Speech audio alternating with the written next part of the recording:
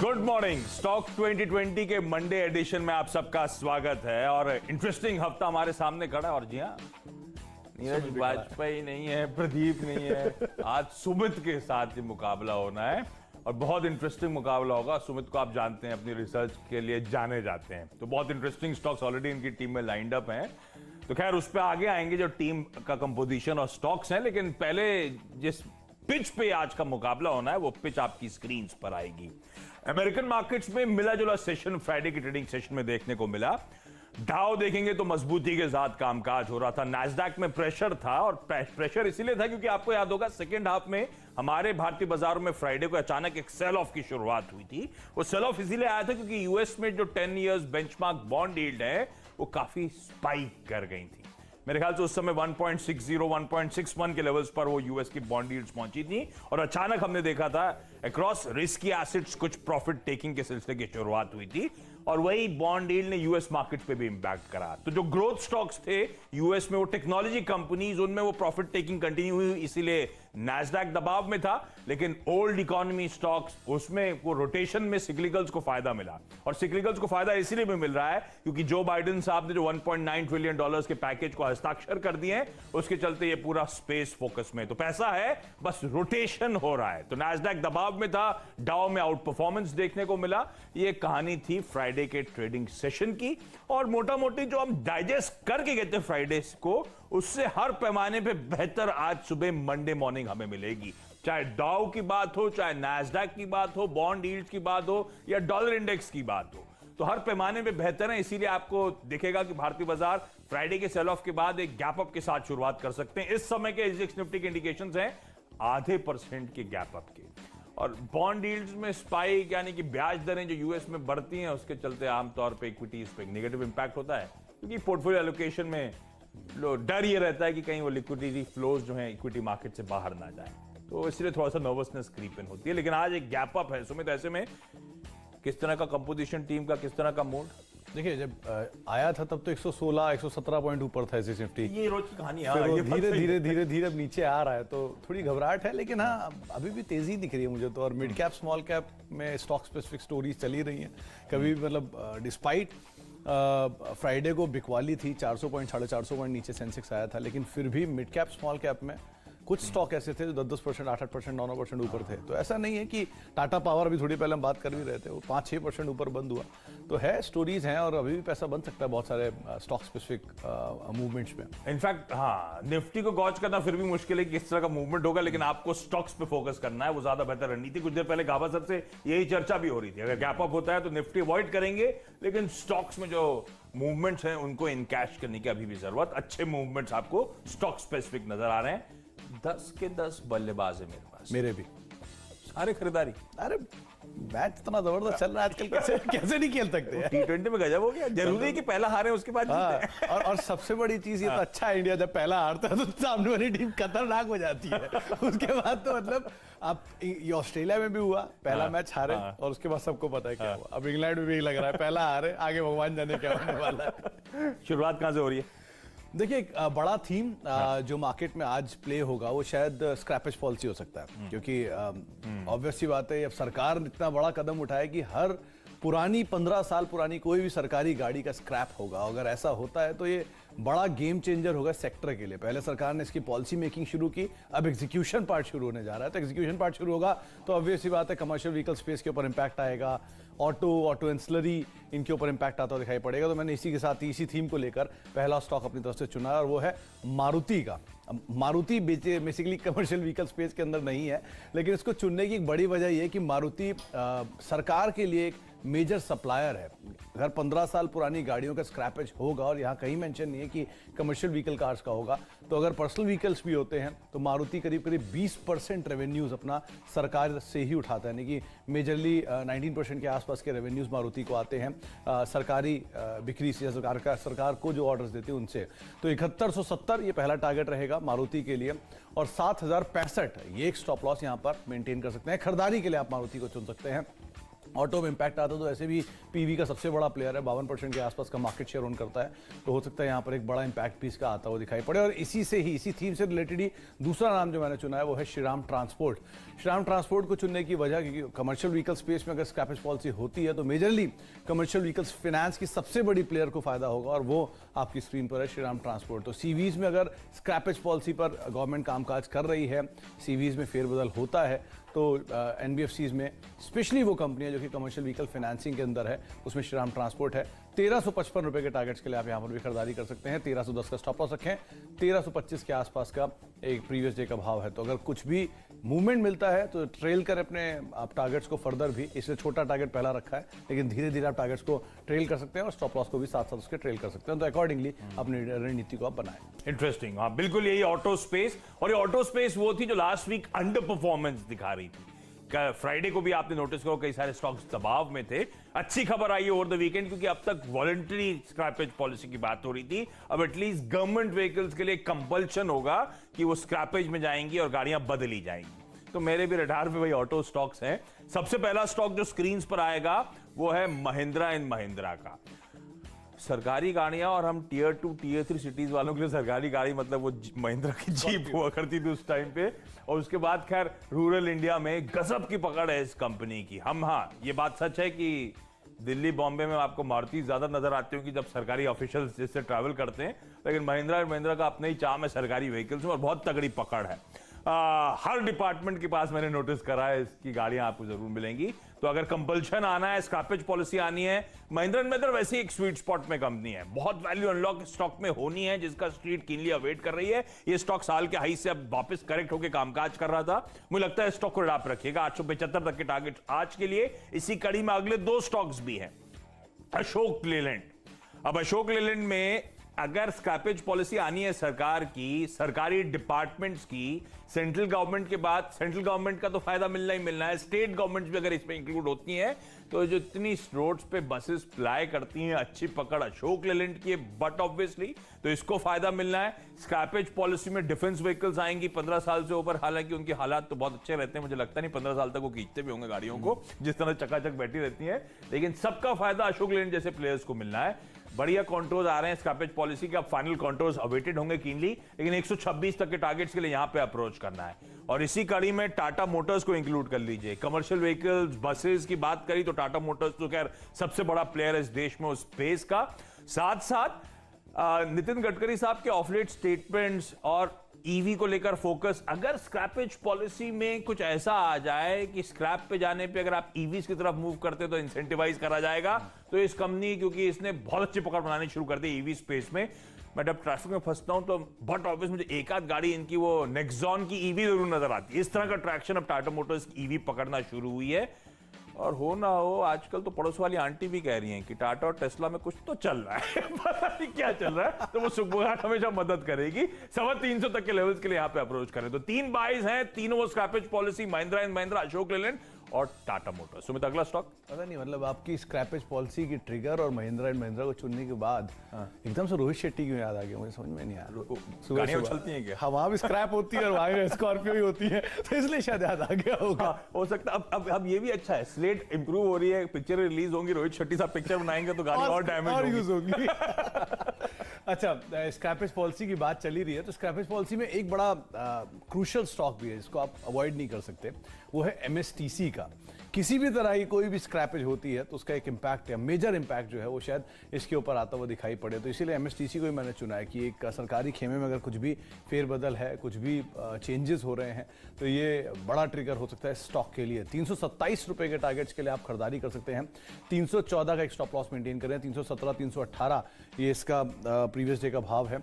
लेकिन मतलब इनफैक्ट ये ब्रोकर ग्रुप्स में भी मैं कुछ पढ़ रहा था, वहाँ पर भी चीज़ मेंशन हो रही थी कि बार बार अगर कुछ भी स्क्रैपेज से रिलेटेड आता है तो एमएसटीसी की बेनिफिशियरी हो सकता है। जो पिछली दौड़ लगाई थी स्टॉक ने 100 रुपए से 150 रुपए से, जो 300 रुपए वाली सर्किट तक हिट करें बीच में, हाँ वो इसीलिए था कि बड़ा गेम चेंजर आ रहा है, बड़ा गेम चेंजर आ रहा है। धीरे धीरे जब आना शुरू हो गया है तो शायद यहाँ पे इम्पैक्ट आता हुआ दिखाई पड़े। ऑर्गेनाइज स्पेस में इकलौती कंपनी महिंद्रा एंड महिंद्रा के साथ मिलकर जिसने वो स्क्रैपेज का यूनिट खड़ा कर रखा है, कीनली अवेट कर रहे होंगे ये लोग तो खैर उस स्क्रैपेज पॉलिसी को। सबसे बड़ा बिजनेस हो जाएगा इस कंपनी के लिए। अच्छा, 2 स्टॉक्स और मेंशन कर रहा हूं और दोनों में क्योंकि बाइंग चल रही है। पहला है यूफ्लेक्स। यूफ्लेक्स में नॉन प्रोमोटर्स में रिकी कृपलानी और उनके साथ पर्सन्स एक्टिंग इन कंसर्ट, इन्होंने एडिशनल 14.5 लाख शेयर्स यूफ्लेक्स के एक्वायर करे खुले बाजार से। ऑलरेडी स्टेक था 19.2%, उसे बढ़ाकर 21.2 कर दिया है, यानी कि 2% और स्टेक बढ़ाकर अब 21-22% पे पहुंचते हुए ये लोग एक साथ। यूफ्लेक्स के करंट प्रमोटर्स की होल्डिंग है 44% के आसपास की, और ये पीएसी जो है बड़ा एग्रेसिवली बाइंग कर रहा है यूफ्लेक्स में। रिडाप रखेंगे स्टॉक को 426 के टारगेट्स के लिए। हर ट्रेड का स्टॉप लॉस लिखा हुआ है आपकी स्क्रीन पे, जरूर नोट डाउन करिएगा। दीपक फर्टिलाइजर हर दिन लेता था, फ्राइडे को नहीं लिया और फ्राइडे को 5% चल गया, उसी दिन चल गया। तो पर दीपक फर्टिलाइजर को राह पर रखना है। फ्राइडे को फिर अपडेट आया है कि रोबस्ट मार्केटिंग सर्विसेज, जिस प्रोमोटर एंटिटी की मैं रोज बात करता हूं, जिनकी रोज खरीदारी चल रही है स्टॉक में, फ्राइडे का अपडेट कहता है 1.24 लाख, मोटा मोटी पकड़ लीजिए 1.25 लाख शेयर्स और खुले बाजार से एक्वायर करें। दीपक फर्टिलाइजर में बहुत एग्रेसिव बाइंग है, इसलिए मैं बार बार कह रहा था कि स्टॉक को रिडाप रखिएगा। प्रमोटर जब इस तरह की एग्रेसिव बाइंग करते हैं, स्टॉक की री रेटिंग ड्यू होती है। मुझे नहीं पता यहां से और कितना बाइंग होगी, लेकिन ये स्टॉक की री रेटिंग ड्यू है तो मैं मानता हूं। 224-225 तक के टारगेट्स के लिए आज फिर अप्रोच करने की योजना। नहीं मिले टारगेट्स तो स्टॉप लॉस के साथ होल्ड करिएगा दीपक फर्टिलाइजर को। मुझे लगता है इवेंचुअली ये स्टॉक अच्छे रिटर्न्स देने का दमखम रखता है। मेरे 5 हो गए, आप अपने 5 कंप्लीट करिए, फिर डिपेंडेबल की बात। देखिए, मेरे पास एक और दूसरी थीम है जो इंपॉर्टेंट है। वीकेंड पे एक रिपोर्ट आई थी, उस रिपोर्ट में मेंशन था कि प्राइस हाइक हो सकता है पेपर स्पेस में। ये पहले भी यतिन बता चुके हैं कि प्राइस हाइक हो रहा है, और अब ये बस बहुत स्ट्रांगली मार्केट में चल रहा है कि चाइना की तरफ से शायद क्राफ्ट पेपर की सप्लाई रुक सकती है, और अगर ऐसा होता है तो पेपर की जो ग्लोबल डिमांड है, ग्लोबल प्राइसेस है, वो शायद स्पाइक लेते हुए दिखाई पड़े। तो पूरा पेपर स्पेस आज आप शायद नजर के ऊपर रख सकते हैं। ओरिएंट पेपर को मैंने चुना है, जेके पेपर को भी मैंने चुना है, लेकिन ओरिएंट पेपर में पहले अगर बात किया तो पेपर में अगर कुछ भी बज़ आता है तो ये स्टॉक उसके साथ सबसे ज्यादा एग्रेसिवली मूव करता हुआ दिखाई पड़ता है। करीब करीब 29-29.90 के टारगेट्स के लिए आप यहाँ पे खरीदारी कर सकते हैं। 26.90 का एक स्टॉप लॉस मेंटेन कर सकते हैं। 27-25 का ये प्रीवियस डे का भाव है, और पेपर के लिए बड़े ट्रिगर्स में प्राइस हाइक तो है ही, डिमांड स्टोरी वापस इंटैक्ट हो रही है, अनलॉक ईज आउट हो रहा है, और उसके आधार पर भी जो स्टेशनरी एंड ऑल प्रोडक्ट्स हैं उसका इस्तेमाल दोबारा बढ़ता हुआ दिखाई पड़ सकता है। तो ये एक बड़ा ट्रिगर रहेगा, इस लिहाज से भी आप पूरे पेपर स्पेस पर नजर रखें। और उसके अलावा डेल्टा कॉर्प, ये बीते सत्र का एक स्टार परफॉर्मर था, आज फिर इसको चुना है। इसकी 2 बहुत बड़ी वजह है। पहला तो एक जो आईपीओ खुलने वाला है नज़ारा टेक का, हालांकि वो अलग गेमिंग बिजनेस के अंदर है, वो स्पोर्ट वो वीडियो गेम वाले गेम्स में, और ये बेटिंग वाले गेम्स के अंदर है, लेकिन दोनों का एक जेवी है मिलाकर। उस जेवी के आधार पर ये मार्केट ने बज़ को भांपा है कि शायद उसके स्ट्रॉन्ग रिएक्शन से या उससे स्ट्रॉन्ग सब्सक्रिप्शन के आंकड़ों से डेल्टा कॉर्प के ऊपर इंपैक्ट आता हुआ दिखाई पड़े। ये बाजार भांप रहा है, जिसकी वजह से इसमें एक स्ट्रॉन्ग मूव था। दूसरा, क्योंकि इंटरनेशनल ट्रेवल अभी रिस्ट्रिक्टेड है, तो ऑब्वियस सी बात है मेजर ट्रेवल जो है वो डोमेस्टिक फ्रंट पे देखने को मिलेगा। इसमें गोवा हॉट डेस्टिनेशन है, और उसका एक इम्पैक्ट शायद डेल्टा कॉर्प पे भी आता हुआ दिखाई पड़े। कंपनी का प्रीमियम कसिनो वहाँ पर है डेल्टन रॉयल के नाम से, तो ये एक और बड़ा ट्रिगर। और टेक्निकल चार्ट्स पे अगर आप देखेंगे तो एक स्ट्रॉन्ग ब्रेकआउट यहाँ पे आता हुआ दिखाई पड़ा है। तो 197 ये टारगेट्स है। पिछली बार 195 शुक्रवार को छू के आया, तो हो सकता है उसको रिज्यूम करे।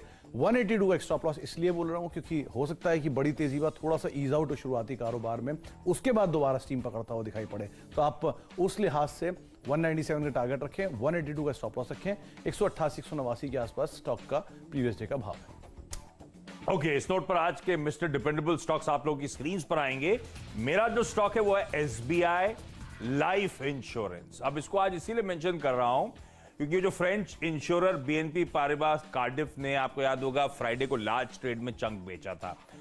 5 करोड़ शेयर्स बेचे हैं। मोटा मोटी इसी तरह की होल्डिंग भी इनके पास थी, 5.2 करोड़ शेयर्स के आसपास। तो ऑलमोस्ट कंप्लीटली शायद एग्जिट होते हुए कार्डिफ। अब वो एक बड़ा ओवरहैंग जो उनके लगातार स्टेक सेल का था वो खत्म होता हुआ।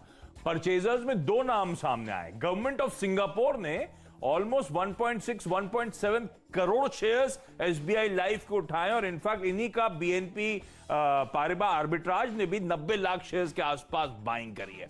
क्या पैसा बनाया है बीएनपी पारिबा ने इस एसबीआई लाइफ में एंटर करके, बड़ा बढ़िया चेकआउट करा है। और मुझे लगता है हम जैसों को अपनी देश की कुछ कंपनियों में बेट करना चाहिए लॉन्ग टर्म के लिहाज से। तो ये सब कंपनीज बेहतरीन है, आपको भी लॉन्ग टर्म पे भरोसा रखना है, वो अलग कहानी है। मुझे लगता है ओवरहैंग छटा है, स्टॉक अब मीनिंगफुली रिकवर करना चाहिए, इसलिए 934 935 के टारगेट्स के लिए अप्रोच करिए। सुमित, आपका डिपेंडेबल? मेरा डिपेंडेबल पेपर स्पेस ही है। जेके पेपर को मैंने चुना है, पहले ओरिएंट पेपर की बात की और अब जेके पेपर को चुनने की वजह इंडिविजुअली भी है इसकी। कई लास्ट क्वार्टर के नंबर्स अगर आप देखेंगे, इनफैक्ट लास्ट 2 क्वार्टर के नंबर अगर आप देखेंगे तो कंपनी ने बहुत स्ट्रांगली अपने नंबर्स के अंदर परफॉर्मेंस दी थी। इसके अलावा जो प्राइस हाइक का इंपैक्ट है वो तो रहेगा ही, मार्जिन फ्रंट पर इनकी सिचुएशन बेटर होती हुई दिखाई पड़ेगी। मोनोपोलिस्टिक काइंड ऑफ सिचुएशन इनकी कई प्रोडक्ट्स को लेकर, तो वो कंपनी को फर्दर एज देगी अपने प्राइस हाइक की सिचुएशन में रियलाइजेशन को और बेटर करने के लिए। तो पेपर स्पेस में आप जेके पेपर के ऊपर बेट लगा सकते हैं। करीब 162 रुपए का यहाँ पर टारगेट रखें, 149 रुपए का एक स्टॉप लॉस, 151 150 रुपए शेयर का प्रीवियस डे का भाव है। मूवमेंट अगर मिलता है तो ये और तेजी पकड़ सकता है। ये बहुत सेगमेंट ही पूरा जो है ये बहुत एग्रेसिव हो जाता है। जैसे इसमें कुछ भी बज आती है उसके बाद तेजी बहुत बड़ी होती है।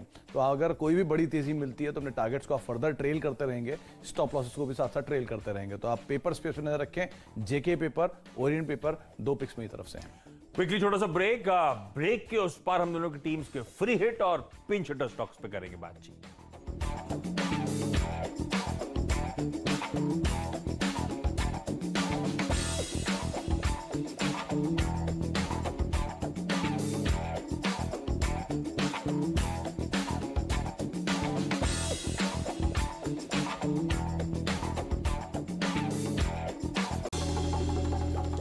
ब्रेक के बाद आपका स्वागत है। अगला स्टॉक जो टीम में है वो है बीपीसीएल। इसको वेडनेसडे को, इसको फ्राइडे को टीम में रखा था, आज फिर कंटिन्यू कर रहा हूं क्योंकि अब वो स्पेशल डिविडेंड जो अनाउंस होना है या इंटरिम डिविडेंड जो अनाउंस होना है उसकी बोर्ड मीट कल स्केड्यूल्ड है और तगड़ा पैसा है। देखते हैं किस हद तक डोल आउट होता हुआ नजर आता है। आज ये स्टॉक फिर हरकत पर रहना चाहिए। गॉडफ्रे फिलिप्स, पिछले कई दिनों से नोटिस कर रहा हूं, प्रोमोटर केके मोदी एंटिटी है, केके मोदी इन्वेस्टमेंट्स, वो लगातार, हालांकि बहुत छोटे चंक्स हैं इसीलिए मेंशन नहीं कर रहा था, पर ये परसिस्टेंटली यहां पे कंटिन्यूअसली बाइंग कंटिन्यू होती हुई नजर आ रही है। खैर ठीक है, 1160 साल के आइज वैसी ऑफ आइज था। गॉडफ्रे फिलिप्स आज रडार पर 920 तक के टारगेट्स के लिए अप्रोच करें। जो मेरी तरफ से 2 नाम है, उसमें एक नाम है ग्रीन पैनल इंडस्ट्रीज का। ग्रीन प्लाई का डीमर्ज्ड आर्म है जो कि ग्रीन पैनल के नाम से है। 50 रुपए में पहली बार ट्रैक किया गया था, जिसके बाद रिपोर्ट्स आई थी आईसीआईसी बैंक, आईसीआईसी सिक्योरिटीज की, और 200 के टारगेट्स आए थे। लेकिन अब इसको चुनने की वजह कि इसमें रिसेंटली कुछ बड़े फंड्स की सेलिंग थी और वो सेलिंग डन हुई है। और कल जो शुक्रवार को लास्ट अपडेट आया उसके हिसाब से प्लूटस ने इसमें स्टेक खरीदा है उल्टा।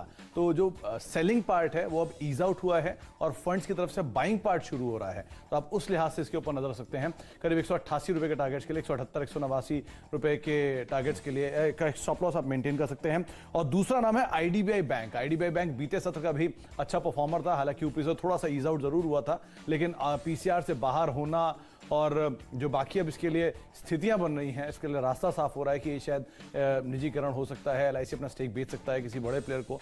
तो जिस तरह की बज इसके अंदर बनी है और जो मोमेंटम शुरू हुआ है वो शायद फर्दर गैदर हो सकता है, कैरी फॉरवर्ड हो सकता है। 48 रुपए के टारगेट्स के लिए आप यहां पर खरीदारी कर सकते हैं। 40-50 का स्टॉप लॉस मेंटेन करें। चलिए क्विकली छोटा सा ब्रेक के उस पार बचे हुए 2। अब देख रहे हैं स्टॉक्स 2020 और जो आखिरी के 2 स्टॉक मेरी तरफ से हैं उसमें एक नाम है टाटा पावर का।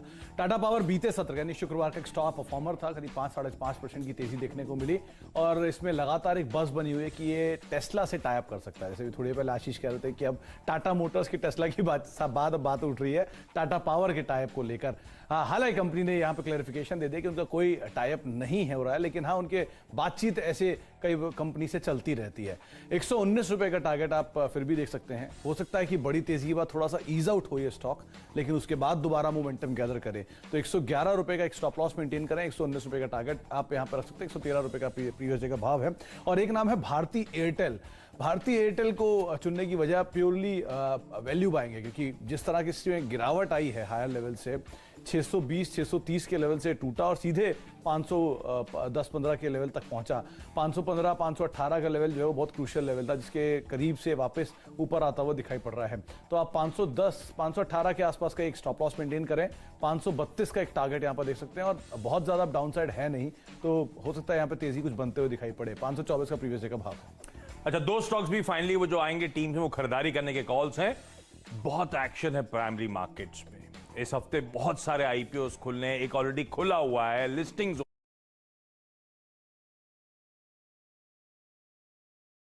नहीं है। इनमें से एक नजारा टेक जिसकी सुमित ने बात करी थी, उसके चलते मुझे लगता है ऑन मोबाइल ग्लोबल को रडार पे रखिएगा। ये बहुत तगड़ा उछाल, उसके बाद ये स्टॉक 133 के हाई से करेक्ट हुआ था। मुझे लगता है नजारा टेक के आईपीओ के पहले ये स्टॉक अच्छा मोमेंटम अपसाइड में वापस दिखाता हुआ नजर आएगा। 112 के टारगेट्स यहां पर। और कल से नजारा टेक खुलेगा वेडनेसडे को, कल से खुलने जा रहा है वो ज्वेलरी कंपनी कल्याण ज्वेलर्स का आईपीओ। अब कल्याण ज्वेलर्स जो है बीच में है, ना टाइटन से कंपेरेबल से किसी भी तरह के फाइनेंशियल्स, और बाकी कंपनी छोटी पड़ जाती है थंगमाइल या टीबीजी जैसी, लेकिन वैल्यूएशन जिस पे आ रहा है उससे कहीं ज्यादा कंफर्ट देती हैं बाकी ज्वेलरी कंपनी। टाइटन तो क्या प्रीमियम कमांड करेगा, इसमें कोई शक नहीं। थंगमाइल बहुत सस्ता ट्रेड करता है वीजा वी जो ऑफरिंग आ रही है कल्याण की। मुझे लगता है स्टॉक को रडार पर रखना है। बढ़िया कंसोलिडेशन हो रहा है रीरेटिंग के बाद, ये स्टॉक शायद चलने की तैयारी करे। 635 तक के टारगेट्स। मेरी 10 की टीम आप लोग की स्क्रीन पर। सुमित, कुछ पसंद आ रहा है? मुझे तो SBI लाइफ लाइफ, आ रहा है। मतलब इनफैक्ट अगर वो SBI लाइफ आपने नहीं लिया होता तो शायद मैं उसको अपनी टीम में खुद शामिल करता। वैसे BPCL भी मैं देख सकता, दोनों ही स्टॉक में मुझे लग रहा है कि बड़ा मूव देखने को मिल सकता है। अच्छा, सुमित की टीम दिखाइएगा स्क्रीन पर।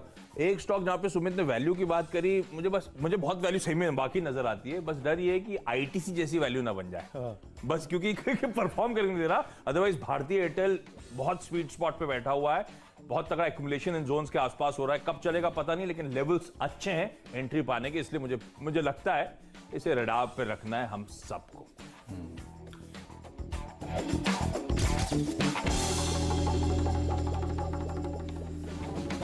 चलिए, 10 की टीम आप लोग की स्क्रीन पर आएगी और 10 के 10 बल्लेबाज है मेरी टीम में आज। शुरुआत करी थी वो स्क्रैपेज पॉलिसी को, कुछ कंटोर्स क्लियर होना शुरू हुए हैं, जिसमें कमेंट्री इस तरह की आ रही है कि शायद जो सरकारी गाड़ियां एटलीस्ट उनको तो कंपल्सरीली स्क्रैप करा जाएगा 15 साल से पुरानी। तो तीनों स्टॉक शुरुआती वही है, Mahindra and Mahindra, tier 2, tier 3, rural India. हर सरकारी डिपार्टमेंट में आपको इनकी जरूर गाड़ी नजर आएगी। बेनिफिशियरी हो सकता है, की बेनिफिशियरी हो सकता है अशोक लेलैंड। एक तो सेंट्रल गवर्नमेंट का अनाउंसमेंट है, अगर स्टेट गवर्नमेंट्स ओपन होती हैं और उसमें ये सब बसेस भी इंक्लूड होती हैं, आई एम श्योर होंगी, तो ये स्क्रैपेज पॉलिसी का बड़ा फायदा अशोक लेलैंड को आपको इवेंचुअली देखने को मिलेगा। टाटा मोटर्स, क्योंकि कमर्शियल व्हीकल्स की मैं बात छेड़ रहा हूं, अशोक लेलैंड टाटा मोटर्स में वो डिफेंस की स्क्रैपेज भी आएगी। प्लस ध्यान रखें, अगर इंसेंटिवाइज द फाइनल कॉन्टोर्स में अगर आप स्क्रैप कर रहे हैं और ईवी की तरफ मूव कर रहे हैं, अगर उसको इंसेंटिवाइज करा गया तो टाटा मोटर्स वैसे ही स्वीट स्पॉट में नजर आएगा। इसीलिए तीनों स्टॉक्स रडार पर है। यूफ्लेक्स जहां पे एक नॉन प्रोमोटर की बड़ी एग्रेसिव बाइंग है, फ्राइडे बाद का अपडेट है कि 2% स्टेक और एक्वायर कर लिया, 14-14.5 लाख शेयर 19% से बढ़ाकर 21% पे स्टेक ले गए person acting in concert non promoter entities, इसीलिए इसको रडार पर रखा है। दीपक फर्टिलाइजर, हर दिन की कहानी है, रोबस्ट मार्केटिंग नाम की प्रमोटर एंटिटी रोज खरीदारी कर रही है। फ्राइडे के बाद भी ऑलमोस्ट 1.25 लाख शेयर्स की बाइंग का अपडेट आता हुआ खुले बाजार से। SBI लाइफ, क्योंकि वो BNP पारिबा कार्डिफ के वो ओवरहैंग 5 करोड़ शेयर्स फाइनली बिकते हुए अब ऑलमोस्ट निल हो चुका है, तो ओवरहैंग खत्म हो रहा है, उनकी तरफ से स्टेक सेल खत्म। जिन्होंने खरीदा उसमें गवर्नमेंट पेंशन फंड सिंगापुर ने बहुत एग्रेसिव बाइंग करी और एक ओवरहैंग हटा है। मुझे लगता है इवेंचुअली स्टॉक चलना चाहिए। शायद अच्छी खबर थी इंश्योरेंस स्पेस के लिए फ्राइडे मॉर्निंग के लिए, तब भी स्टॉक रिएक्ट इसलिए नहीं कर रहा था इस ओवरहैंग के चलते। मुझे लगता है आज हरकत में आएगा। BPCL इसीलिए क्योंकि कल वो ऑल इंपॉर्टेंट बोर्ड मीट है, इंटरिम डिविडेंड, और सब एक्सपेक्ट कर रहे हैं वो स्पेशल डिविडेंड रोल आउट होगा। बुक्स पे जो तगड़ा कैश आ गया ट्रेजरी शेयर्स, नुमालीगढ़ रिफाइनरी बेचने के बाद, अब वो शेयर होल्डर्स को पास ऑन करने का समय है। गॉडफ्री फिलिप्स, क्योंकि यहां पे एक प्रमोटर एंटिटी है KK मोदी इन्वेस्टमेंट्स, छोटी सही लेकिन लगातार बाइंग चल रही है, स्टॉक ऑफ हाइज है, इसलिए सिर्फ मेंशन कर रहा हूं। ऑन मोबाइल ग्लोबल IPOs की भरमार है, ये दोनों नीचे के स्टॉक्स उसी से जुड़े हुए हैं। ऑन मोबाइल क्योंकि नजारा टेक से पहले मुझे लगता है स्टॉक वापस अपनी नॉर्थवर्ड जर्नी रिज्यूम करता हुआ नजर आएगा, और थंगमाइल ज्वेलरी इसीलिए क्योंकि वो जो कल्याण ज्वेलर्स का कल से IPO आना है, उसके वैल्यूएशन से इसके वैल्यूएशन पे बहुत ज्यादा कंफर्ट नजर आएगा। मुझे लगता है छोटी ज्वेलरी कंपनीज लिटरली रीरेट हो सकती है अगर कल्याण ज्वेलर के लिए रिस्पॉन्स अच्छा रहा तो, लेकिन आज ये स्टॉक रडार पर रखिएगा। मेरी टीम आएगी आपकी स्क्रीन पर, जहां पर 10 के 10 बल्लेबाज मैंने भी चुने हैं और शुरुआती 3 स्टॉक जो हैं वो मैंने भी स्क्रैपेज पॉलिसी के मद्देनजर चुने हैं। मारुति पहला नाम है, करीब करीब 7 या 99 के टारगेट्स के लिए आप यहां पर खरीदारी कर सकते हैं। और मारुति के लिए एक बड़ा ट्रिगर है क्योंकि सरकारी गाड़ियों की स्क्रैपेज की बातचीत हो रही है तो करीब करीब 20% रेवेन्यूज है सरकारी मार्केट से भी उठाते हैं। श्रीराम ट्रांसपोर्ट दूसरा नाम है, अगर स्क्रैपेज पॉलिसी आती है तो कमर्शियल व्हीकल स्पेस पे एक इंपैक्ट भी देखने को मिल सकता है। करीब करीब 1325 के आसपास ने प्रीवियस जी क्लोजिंग दी है। एमएसटीसी तीसरा नाम है, स्क्रैपेज पॉलिसी का एक बड़ा जो इंपैक्ट है, बड़ा जो बेनिफिशियरी है वो ये स्टॉक हो सकता है।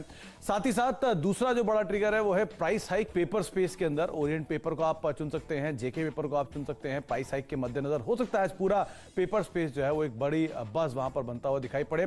इसके अलावा डेल्टा कॉर्प, अभी कुछ देर पहले आशीष बात करते थे नजारा टेक के आईपीओ की, और वो इस कंपनी के लिए कुछ हद तक इंपैक्ट कर सकता है कि दोनों का मिला के एक जेवी भी है, तो स्ट्रॉन्ग रिस्पांस का एक इंपैक्ट मार्केट मान रहा है कि शायद यहां पर भी देखने को मिले। ग्रीन पैनल, ये ग्रीन प्लाई इंडस्ट्री का एक डीमर्ज्ड आर्म है और 50-60 रुपए के आसपास से लिस्टिंग है, उसके बाद से लगातार तेजी में है। कुछ फंड्स की सेलिंग थी वो अब ईज आउट होते हुए दिखाई पड़ रही है और कुछ नए फंड्स की बाइंग हो रही है, तो शायद उसके मद्देनजर स्टॉक में भी फर्दर फ्लेवर जो है वो लौटता हुआ दिखाई पड़े। आईडीबीआई बैंक पीसीआर से बाहर हुआ और साथ ही साथ जो इसके प्राइवेटाइजेशन को लेकर गवर्नमेंट का कामकाज है वो और तेज हो रहा है, तो शायद एलआईसी का स्टेक ऑफलोड होगा और उसके बदले में कोई बड़ा प्राइवेट प्लेयर यहां पे आता हुआ दिखाई पड़ेगा। मोमेंटम भी वैसे इसने गैदर किया तो शायद वो कैरी फॉरवर्ड करेगा और मोमेंटम की ही एक दूसरी पिक हो सकती है। टाटा पावर भी 115-116 रुपए के स्तरों पर ये शेयर निकल प्रीवियस डे में क्लोजिंग दी थी। टाई अप की बज़ भी थी, हालांकि डिनायल आया है, लेकिन अब क्योंकि मार्केट एक मोमेंटम में है और ये स्टॉक वैसे भी फ्लेवर में आ चुका है 100 रुपए के ऊपर, तो हो सकता है यहाँ पे बड़ी तेजी बनते हुए दिखाई पड़े। और आखिरी में भारतीय एयरटेल, एक वैल्यू के तौर पे इसको देखा गया है, हायर लेवल से काफी करेक्ट हुआ है, 528-529 के आसपास हो सकता है यहाँ पे और तेजी बनते हुए दिखाई पड़े। 518 का एक स्टॉप लॉस लेकर आप यहाँ पे खरीदारी कर सकते हैं। 524 के आसपास का यहाँ पर भाव दिया गया है। तो 20 के 20 जो प्लेयर्स हैं हम दोनों की तरफ से वो तेजी की साइड ही है, लेकिन मार्केट्स में वापस NSE निफ्टी में ऊपरी स्तरों से बिकवाली और उसके बाद वापस मोमेंटम गैदर किया, तो इस तेजी में क्या होगा आज ये अब बातचीत करते हैं शैल जी से और साथ साथ आशीष से। तो शैल जी